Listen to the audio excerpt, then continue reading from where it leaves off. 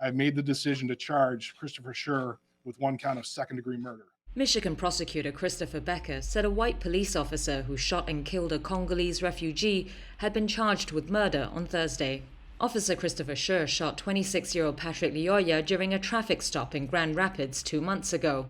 The charge comes after an independent autopsy showed Lyoya was shot in the back of the head at point-blank range. The elements of second-degree murder are relatively simple. First, there was a death done by the defendant.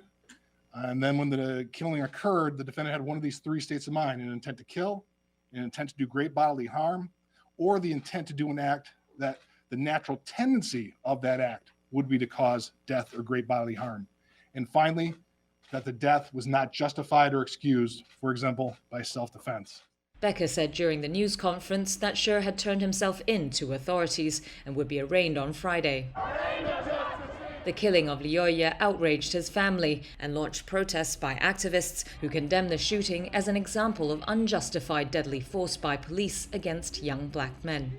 The results of the autopsy, that he was shot at point-blank range, was highlighted by the family's attorney Ben Crump, who said it bolstered their case Lyoya was the victim of, quote, an execution. Get in the car! Police released body cam footage of the incident, showing Lyoya stepping out of the car on a rainy street, asking, "What did I do?" as the officer asks for a driver's license and orders him back in the car. Lyoya appears to comply, but then closes the car door and attempts to walk away, resisting the officer's attempts to handcuff him.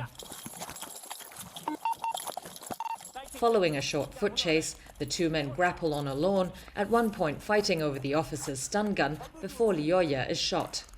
Becker said he hoped the message taken from his decision to prosecute Schurr would be, quote, that we take this case seriously. He also said a charge of second-degree murder carries a maximum sentence of life in prison, with a possibility of parole in Michigan.